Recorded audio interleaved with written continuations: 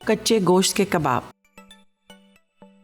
कच्चे गोश्त के कबाब ये बड़ी मशहूर है और बड़े मुख्तलिफ़ तरीक़ों से लोग इसको बनाते हैं। हर एक अपना स्टाइल ऑफ मेकिंग है। मेरा जो स्टाइल है वो आपके साथ शेयर करूँगा। बहुत ही सिंपल रेसिपी, 2 स्टेप कुकिंग इसको मैं कहता हूँ। एक स्टेप में इसको हम पीसेंगे, मिक्स करेंगे, दूसरे में पका देंगे। और कुकिंग टाइम भी इसका 8 से 10 मिनट है, इससे ज़्यादा नहीं है। कच्चा गोश्त है, बहुत सारे लोग समझते हैं जी कच्चा गोश्त है तो फिर उसको हमने खूब पकाना है और गोश्त भी गाय का है। और कीमे की मशीन के हवाले से आपको बताते चलें, सबसे अहम मशीन मेरे हिसाब से आपके घर में जो होनी चाहिए वो कीमे की मशीन है। उसकी वजह, बाज़ार से जो आप कीमा लेते हैं इसमें सबसे ज़्यादा फूड बॉर्न डिजीज़ की बात अगर हम करें तो इसमें पैदा होती है। ये हमें भी नहीं पता था। मैं एक टाइम बाहर मुल्क कहीं जॉब करने गया जर्मनी में, तो वहाँ पे जो फूड इंस्पेक्टर आता था वो कीमे का सैंपल लेके जाता था, मस्ट। और उसको सबसे ज़्यादा डर इसी से लगता था। वो कहते थे कीमा हम सीख कबाब वगैरह बनते थे रेस्टोरेंट में, तो वो बड़े इसके पीछे पड़े होते थे कि कीमा आपका कंटेमिनेटेड ना हो। मशीनें वहाँ की थी बेहतरीन, लेकिन बाज़ार के कीमे में बहुत ज़्यादा इसमें जरासीम आते हैं। उसकी वजह एक तो इस मशीन की, मैं इस मशीन की एग्जैक्टली कंपनी की तारीफ़ नहीं कर रहा, आपको बहुत सारी आजकल बाज़ार में मिलेंगी ना, सारी ये मशीनें मिलेंगी। ये फूड ग्रेड एल्यूमिनियम है सारा, इसकी पूरी बॉडी फूड ग्रेड है। ये कंप्लीट, इसके अंदर जो ब्लेड लगा हुआ है सारा फूड ग्रेड स्टील है, फूड ग्रेड एल्यूमिनियम है। इसको जंग नहीं लगता। बाज़ार में जहाँ से भी आप कीमा बनवाते हैं उसमें सबसे बड़ा प्रॉब्लम एक तो इसमें जंग लगता है, नंबर 1। नंबर 2 जो उससे भी ज़्यादा ख़तरनाक बात है वो ये है कि बाज़ार से जब आप कीमा बनवा रहे हैं तो वो मशीन सुबह 7-8 बजे से शुरू होती है, शाम के 4-5 बजे तक या 3 बजे तक या 2 बजे तक। अब गर्म मौसम में तो खैर बहुत ही ख़तरनाक है, क्योंकि अभी मैंने कीमा बनवाया, कीमा निकला, उसके बाद कोई और साहब आया उसने भी कीमा बनवाया, तो जो मशीन के अंदर कीमा लगा हुआ साफ़ तो डेली वो करते नहीं। सुबह जब मशीन चलती है शाम को घर जाते हुए वो साफ़ करते हैं। एक तो उसमें जंग, दूसरा सबसे ज़्यादा ख़तरनाक चीज़ जो कीमा लगा रह गया है अंदर मशीन में और आपने कीमा अपने लिए बनवाया, वो कीमा निकला और वो कीमे में वो सारे जरासीम आ गए। और ये ख़ास तौर पे जो इफ़ेक्ट करते हैं बच्चों को बहुत ज़्यादा इफ़ेक्ट करते हैं। इस वजह से कोशिश करें कि ये मशीन ख़रीदें। ये लॉन्ग लाइफ है। मैंने ख़रीदी थी, मेरे पास 15 साल हो गए, सिर्फ इसके ब्लेड कुंद हो गए। ऑनलाइन हमने देखा कौन से ब्लेड हैं इसके और मंगवा लिए, 2 सेट मंगवा लिए, सुकून.com हो गया, बिल्कुल कोई टेंशन नहीं। 15 साल एग्जैक्टली मुझे हो गए। 2010 में मैंने वो मशीन ख़रीदी थी, अभी तक बेहतरीन चल रही है। और सब की सब ये अच्छी से, मतलब नॉर्मली सारी की सारी, थोड़ी सी उस टाइम मैंने ख़रीदी थी, मेरे ख्याल में शायद 14,000 रुपये की थी, और अभी शायद थोड़ी सी महंगी हो, मेरे ख्याल में इतने ज़्यादा नहीं होंगे, लेकिन ब्लेंडर ग्राइंडर से भी ज़्यादा अहम है अगर आप यहाँ कीमा बनता है, क्योंकि ये बच्चों की सेहत को बहुत ज़्यादा इफ़ेक्ट करता है। कच्चे गोश्त की तरफ आते हैं। कच्चे गोश्त की रेसिपी के लिए हमने गाय का गोश्त लिया हुआ है यहाँ पे, और क्वांटिटी इसकी है आधा किलो। और ये देखें कैसी अच्छी क्वालिटी का गोश्त है। बीफ के साथ भी बना सकते हैं आप उसको, आप चिकन के साथ भी बना सकते हैं, मटन के साथ भी बना सकते हैं। ये पहले आ गया इसमें ये गोश्त, और इसके बाद आ गई इसमें चने की दाल, जिसको हमने इतना बॉईल किया हुआ है कि मुकम्मल पकी हुई है, यानी इसमें पकाने की ज़रूरत ना पड़े। गोश्त तो पक जाएगा, दाल का जो कच्चापन है वो एंड तक रहेगा। सो ये इसमें आ गई दाल। क्वांटिटीज़ मैं भी आपको सारी की सारी डिक्टेट करता हूँ, बताता हूँ। ये इसमें आ गई दाल, साथ में आ गया इसमें 1 अदद प्याज रफली कटा हुआ, क्योंकि कीमे की मशीन में वैसे पिस जाना है। लहसुन आ गया, उसके बाद आ गया इसमें अदरक, लाल मिर्च अपने हिसाब से देख लीजिएगा कितना स्पाइसी करना है।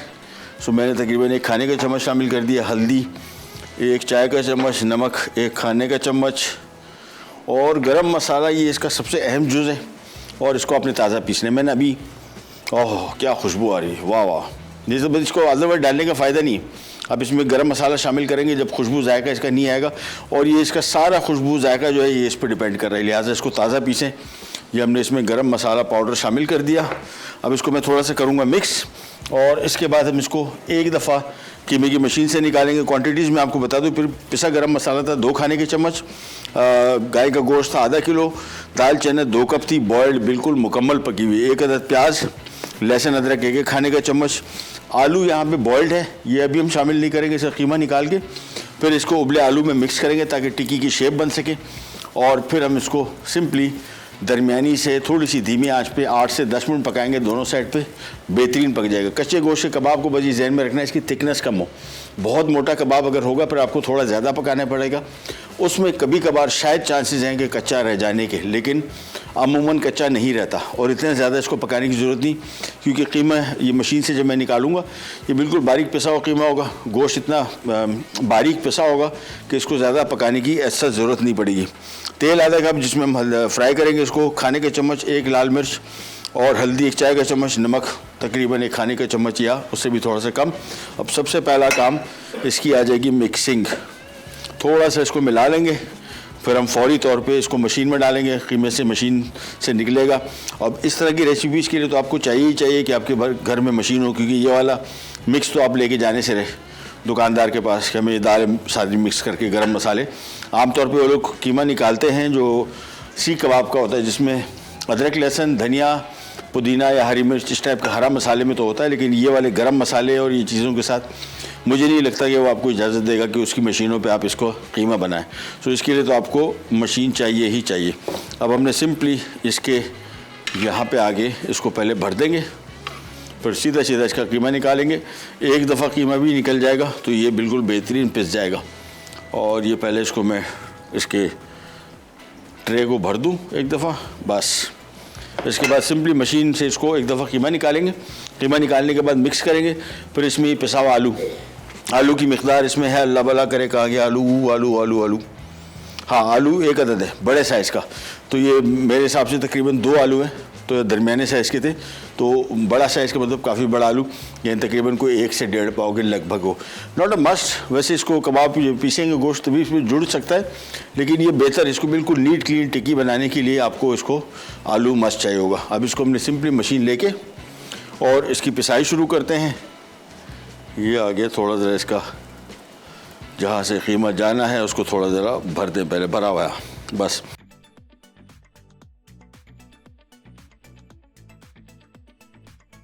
कच्चे गोश्त के कबाब मिक्स हो रहे हैं, मैं आपको थोड़ा इसका मिक्स दिखा दूँ। ये देखें कैसा बिल्कुल बेहतरीन बारीक पिस भी गया और गोश्त का पता ही नहीं लग रहा। इसको खूब अच्छी तरीके से हमने गूंद लिया। अब इसकी एक टिक्की बनाएंगे। मैं आपको टिक्की की थिकनेस बता दूं, इसको बहुत थिक नहीं बनाएंगे, बस ये देखें थोड़ी सी इसको फ्लैट किया और साइज़ में थोड़ा सा पतला हो, थिकनेस इसकी कम हो गई। देखें इतने साइज़, इतनी मोटापा इसकी। थोड़ा मैं आपको थोड़ा सा, ये बहुत थिक इसके नहीं बनाने कबाब, बस ये हो गया।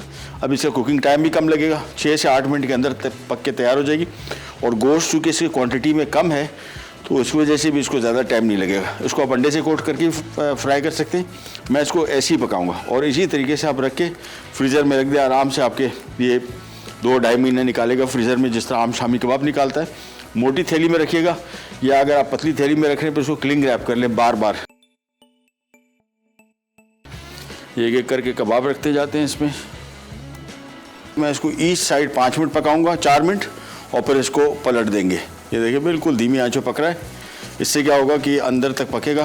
ये देखिए कलर भी इसका बेहतरीन आ गया और एक ही दफ़ा इसको पलटना है, बार बार पलटना भी नहीं है। हल्का सा कलर आ गया, समझ जाएं पक गया।